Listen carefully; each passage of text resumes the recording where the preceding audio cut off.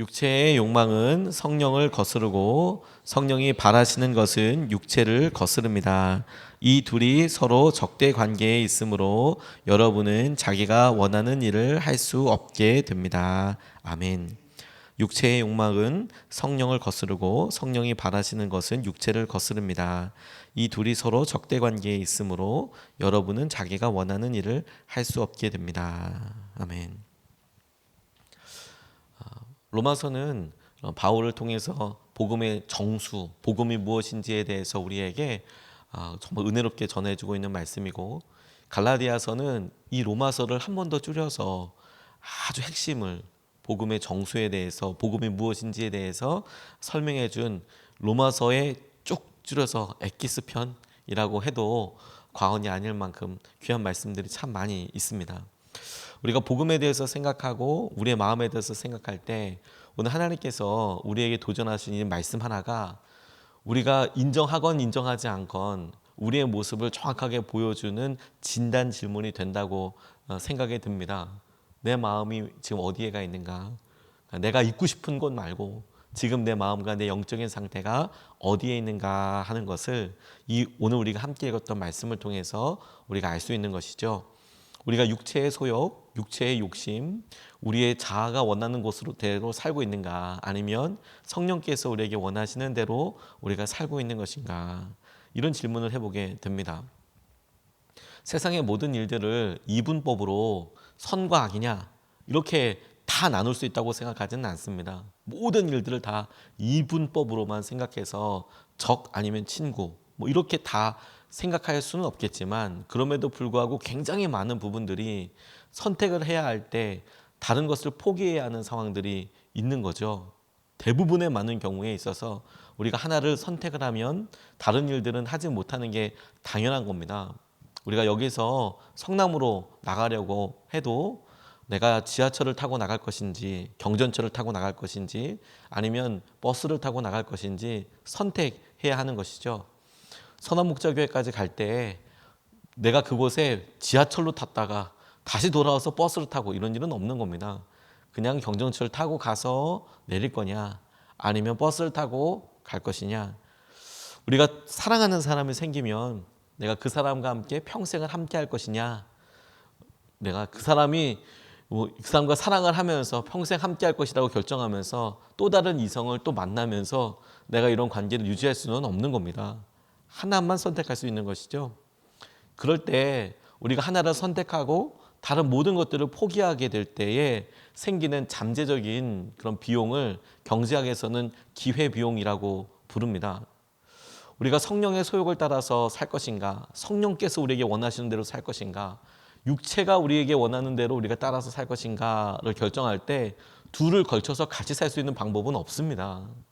우리는 계속해서 우리의 육체의 욕심을 따라서, 육체의 소욕을 따라서 사는 방법이 우리에게는 좋고 우리에게는 기대되고, 그러면서도 동시에 성령의 소욕을 따라서 성령이 바라시는 대로 살아가는 것도 있을 거라고 그 삼의 방법에 대해서 이야기하지만, 이것은 전혀 그렇지가 않아요. 그래서 우리가 믿음 생활을 하고 오늘 우리가 한 걸음 또 기도로 간절함으로 주님 앞에 나아가게 될 때 둘 중에 하나 선택하는 거라니까요. 그래서 육체의 소욕이 성령께서 바라시는 대로 행할 때에 포기되어지는 기회비용이 될 것이냐, 그래서 내가 성령님께서 이끄시는 대로 살기 위해서 내게 주어진 기회라면 기회, 혹은 내가 좋아하는 거라면 좋아하는 것을 포기하면서 그렇게 살 것이냐, 아니면 내가 육체의 소욕, 육체가 원하는 욕심대로 살기 위해서 성령님께서 원하시고 바라시는 것을 내가 못 들은 척하며, 아니면 심지어 내가 순종하지 않으면서 뻔히 알면서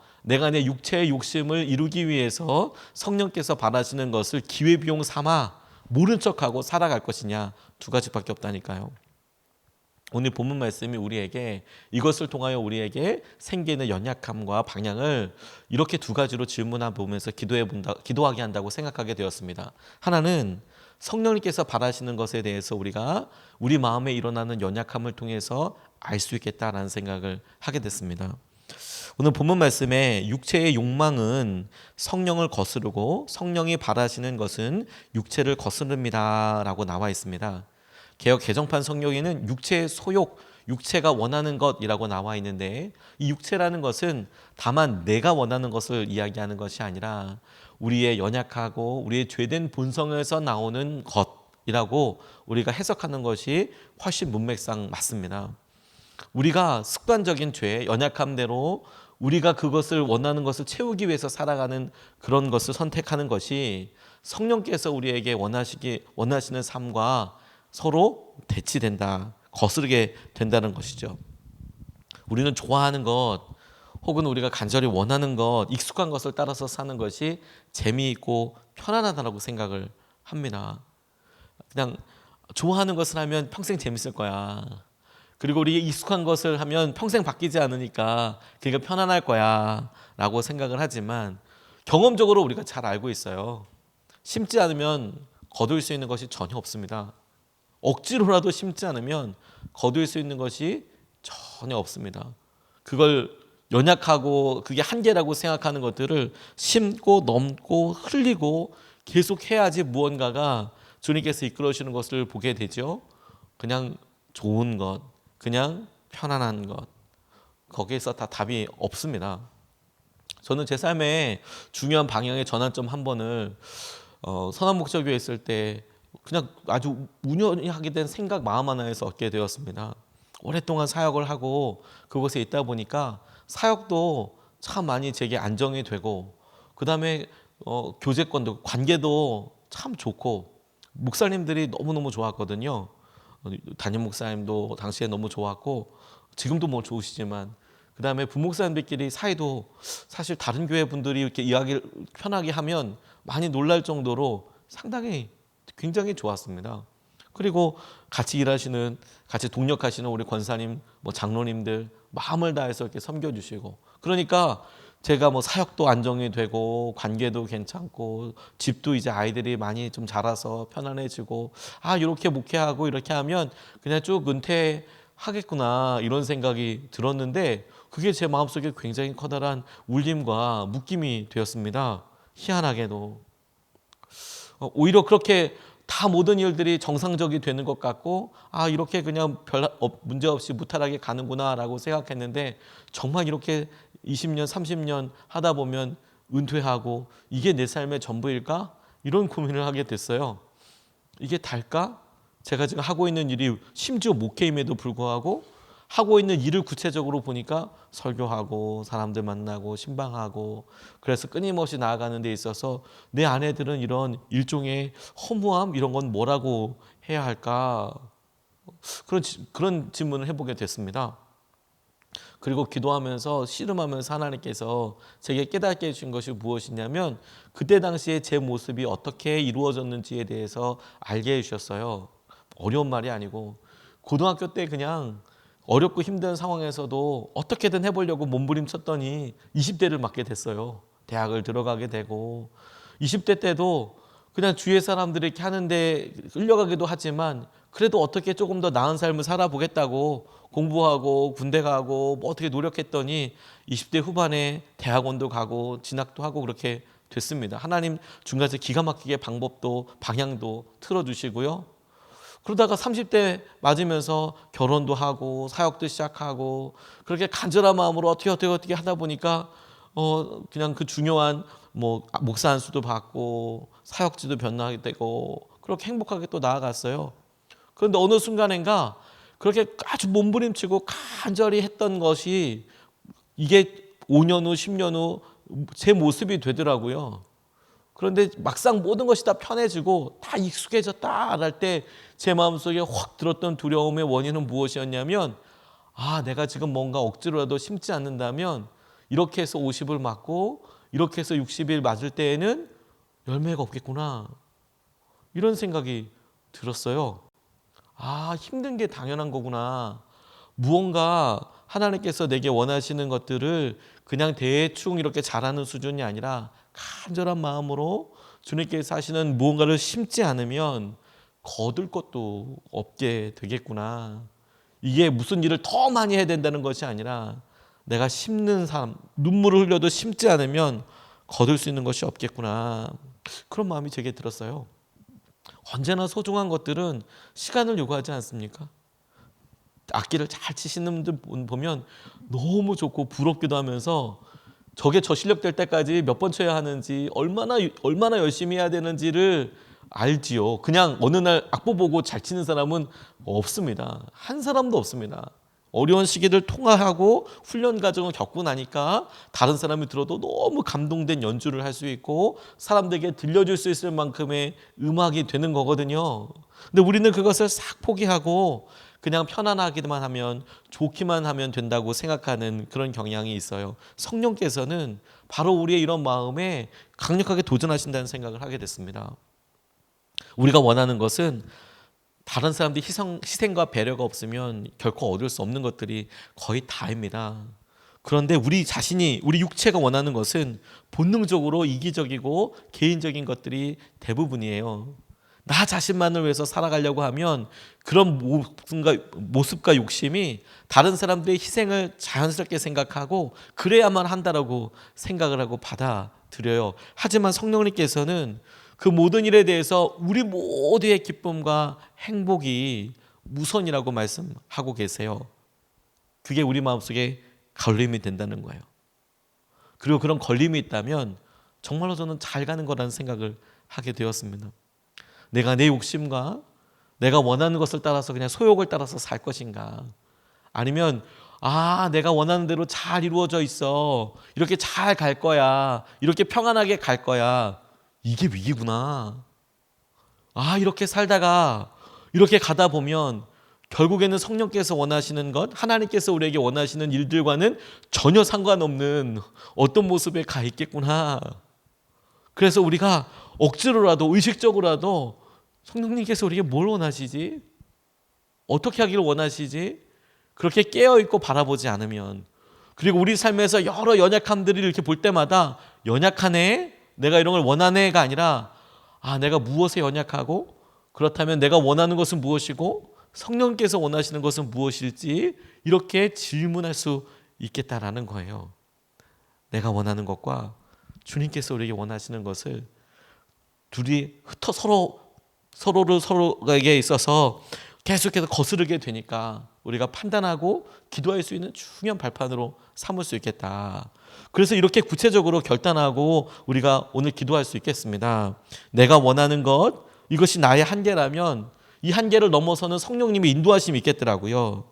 그래서 오늘 본문 말씀을 계속 보면 이 둘이 서로 적대 관계에 있으므로 여러분은 자기가 원하는 일을 할 수 없게 됩니다. 이 둘이 서로 적대 관계에 있으므로 여러분은 자기가 원하는 일을 할 수 없게 됩니다 라고 나와 있어요.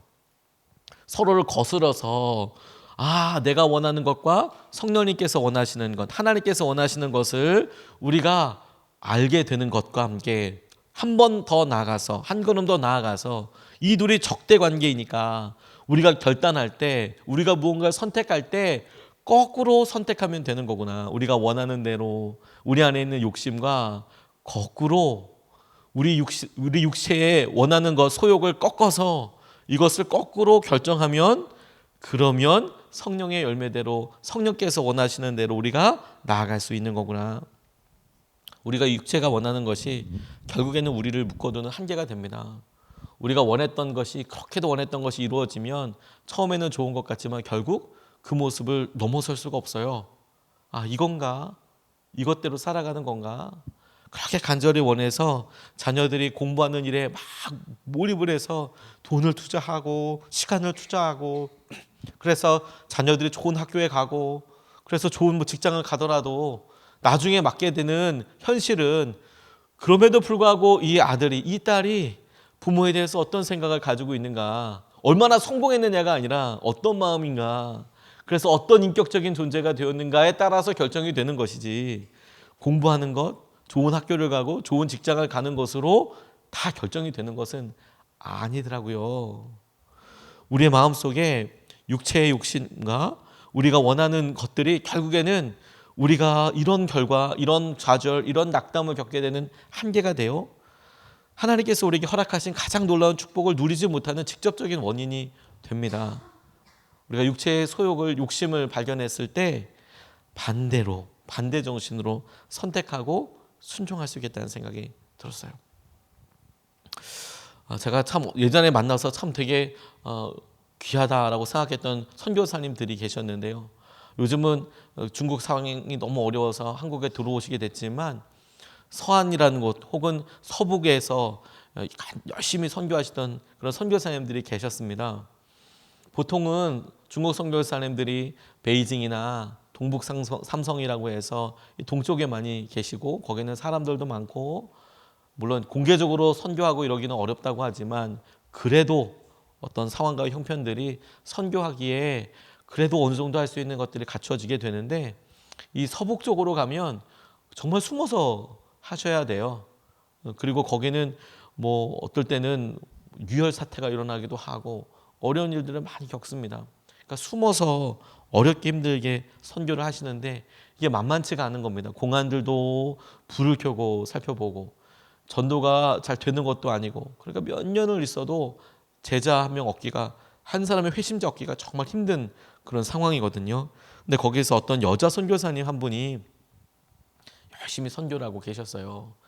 홀로 싱글 선교사님이 가셔서 나이도 적지 않으신데 혼자서 선교를 하시니 여러 상황들이 힘들죠. 그래도 참 귀한 것은 그렇게 있다 보니까 남자들 여자들 이렇게 부부가 가서 하는 것보다 더 귀하게 사람들에게 개인적으로 친밀하게 다가갈 수 있었나 봅니다. 근데 선교사님이 8년 동안 양육한 형제가 있었대요. 그 형제 이름을 밝힐 수는 없고 베드로라고 그렇게 불리는 그런 형제가 있었는데 8년 동안이나 양육을 했대요. 그럼 얼마나 금쪽같이 키웠겠습니까? 양육했겠습니까? 8년 동안 같이 교제하고 먹을 거 있으면 먹이고 힘들다 하면 뭐 이렇게 계속 그렇게 했는데 교회의 사소한 문제로 떠나게 되더라는 거예요. 8년 동안 성도가 100명이 있었던 게 아니고 10명도 채 안 되는데 그중에서 8년이라고 그러면 정말 사역의 핵심이고 자랑이고 그렇게 서로 의지하면서 이렇게 선교를 하고 그러는데 세상에 교회 아주 사소한 문제로 교회를 안 나오겠다고 그리고 아예 하나님을 떠난다고 이렇게 그냥 떠나가 버린 거예요. 그러니까 그 주에 이 선교사님이 선교사임에도 불구하고 교회에 그렇게 나가기 싫더래요. 그 자리에 앉아 있으면 이 배신감이 몰려오니까 강단위에 서면 그 사람이 항상 앉았던 곳, 항상 했던 사역 이런 게 생각이 나서 마음이 너무너무 힘들고 어렵다고 아주 솔직하게 이야기를 하셨어요. 교회 너무 나가기 싫었다고. 그런데 강단에서 교회 안 나갈 수 없잖아요. 설교하러 나가야 되니까 나와서 강단에서 오히려 이렇게 이야기했답니다. 여러분들을 지킬 겁니다. 이것은 사탄의 시험입니다. 그 베드로라는 형제가 사탄이라는 게 아니라 이런 일이 교회에 일어난 게 사단의 시험이고 저는 여러분들 지킬 겁니다. 마음은 당장 숨고 싶고 쉬고 싶고 도망가고 싶고 근데 그게 아니라 나 여기서 지킬 거고요. 여러분 이거 사단의 시험이고 우리가 넘어설 수 있습니다. 우리가 견딜 수 있습니다. 거꾸로 생각과 반대로 선포하는 거죠. 내 마음과는 반대로. 무너지는 마음과 반대로 말하게 돼서요. 반드시 우리는 하게 될 겁니다. 하나님께서 하시는 대로 하나님께서 반드시 일을 일으키실 겁니다. 근데 신기한 건 그렇게 말하고 나니까 회복되더라는 거예요. 회복되더라는 거예요. 남은 성도들을 양육하기 시작했는데 다시 처음부터 2명을 다시 양육하기 시작했답니다. 전도자의 사명을 가지고 그렇게 계속해서 그냥 2명을 내 다시 처음부터 시작하지 뭐 그렇게 했는데 6개월 만에 그 베드로가 돌아왔대요. 생각과 반대로 말하게 되니까 그래서 자꾸 묻게 된다는 거예요. 넘어져야 하고 쓰러져야 하는데 그 생각에 넘어지지 않고 내가 거꾸로 나아가고 거꾸로 하게 한다는 것이죠. 제 삶에도 한계가 있을 때가 있어요. 하기 싫을 때도 있고요.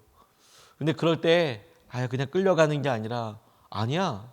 이 일을 통해서 놀라운 은혜가 있어. 하나님께서 이 일을 원하시지. 그러면 반드시 커다란 은혜가 있더라고요. 전도 나갈 때 여러 번 말씀드리지만 꼭 나가야 될 때가 언제인지 아십니까? 비 오는 날이랑 엄청 더운 날, 눈 오는 날은 꼭 나가야 되는 날이에요. 왜냐하면 그럴 때는 하나님 아니면 주님 아니면 그곳에 나갈 이유가 없거든요. 그곳은 진짜 중요한 거예요. 제가 목회 짧지만 이렇게 하면서 성도들이 많이 왔을 때보다 성도님들이 정말 어디 가셨지? 라고 싶을 때가 더 중요하고 더 간절하게 설교를 해야 되더라고요. 그런 날은 마음의 낙심이나 판단을 앞서서 주님께서 특별히 예비하신 사람이 오늘 있는 거구나. 하나님께서 이런 인생의 무게감으로 오늘 얘기하셔서 간절히 하기 원하시는 거구나. 근데 그렇게 생각하고 결단하고 반대로 이야기하고 믿음으로 이야기하면 진짜 반드시 커다란 은혜가 있더라고요. 반드시 회복이 있더라고요. 반드시 기름 부으시는 것들이 있더라고요. 우리의 마음에 원하는 것이 너무 분명합니다. 그래서 우리의 상황을 지금 알아요. 성령님께서 무엇을 하기 원하시는지요. 그리고 여러분, 그것을 통해서 우리가 어떻게 나아가고 순종해야 되는지도 아는 거예요. 너무 힘들다, 어렵다. 그것은 당연한 요구일 수도 있습니다. 당연한 이유에서부터 출발된 것일 수도 있어요. 그런데 우리가 열매를 위해서 3년 후, 5년 후, 아니 한 달 후를 보는 거예요. 내 영혼을 위해서 뭐가 더 중요할 건가? 그걸로 꼭 결단하고 순종하는 것이죠. 그래서 하나님께서 내게 원하시는 것을 따라서 나아가면 육체의 소욕을 넘게 하시는 것이 성령님께서 이끄시는 대로 순종하게 될 때 우리 자신이 원하는 것을 할 수도 없게 돼요. 그런데 우리 모두에게 가장 선한 일이 있게 되고 우리의 한계 역시 넘어서게 될 것이다 라는 거예요.